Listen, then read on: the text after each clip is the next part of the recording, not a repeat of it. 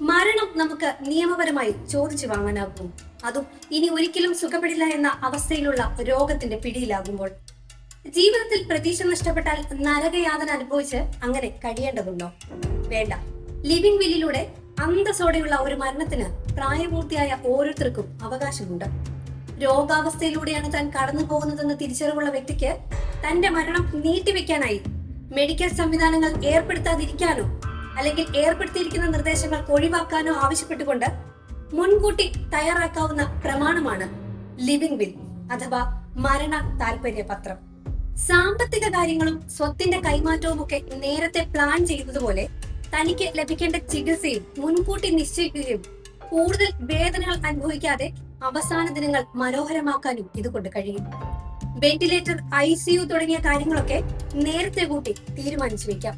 വാർദ്ധക്യകാലത്തെ ചികിത്സയും പരിചരണവും എങ്ങനെ വേണമെന്ന് ഈ രേഖയിലൂടെ മുൻകൂട്ടി ഉറപ്പാക്കാം. 18 വയസ്സ് പൂർത്തിയായവർക്ക് ഇതിനായി അപേക്ഷിക്കാവുന്നതാണ്. അപേക്ഷ നൽകുന്ന വ്യക്തി ഒരു കുടുംബാംഗം ഉൾപ്പെടെ 2 സാക്ഷികൾ ഒരു ഗസറ്റഡ് ഓഫീസറുടെയോ നോട്ടറിയുടെയോ സാന്നിധ്യത്തിൽ ഒപ്പിടണമെന്നതാണ് ആദ്യപടി.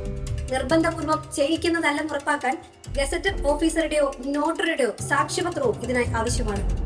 മരണ താൽപര്യപത്രത്തിന്റെ ഒരു പകർപ്പ് വീട്ടിൽ സൂക്ഷിക്കുകയും മറ്റൊന്ന് തദ്ദേശ സ്ഥാപനത്തിലേക്ക് രജിസ്റ്റേർഡായി അയക്കുകയും ചെയ്യണം.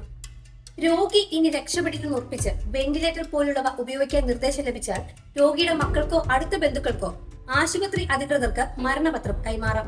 തുടർന്ന് അടുത്ത 48 മണിക്കൂറിലെ ആരോഗ്യസ്ഥിതി പ്രാഥമിക മെഡിക്കൽ ബോർഡ് വിലയിരുത്തും. ആശുപത്രിയുടെ അംഗീകാരം ലഭിച്ചാൽ ജില്ലാ കളക്ടറുടെ അനുമതി തേടേണ്ടതുണ്ട്. ഒരിക്കൽ പത്രം എഴുതിയാലും പിന്നീട് അവ മാറ്റാനോ പിൻവലിക്കാനോ സാധിക്കുന്നതാണ്. നിലവിലെ രീതിയിൽ സംസ്ഥാനത്ത് സ്ഥിരമായൊരു മെഡിക്കൽ ബോർഡ് ഉള്ളത് പാരിപ്പള്ളി ഗവൺമെന്റ് മെഡിക്കൽ കോളേജ് ആശുപത്രിയിലാണ്. രോഗിയുടെ നിർദ്ദേശങ്ങൾ ഡോക്ടർമാരുടെ വിദഗ്ധ സംഘം വിലയിരുത്തിയതിനു ശേഷമേ പരിഗണിക്കൂ.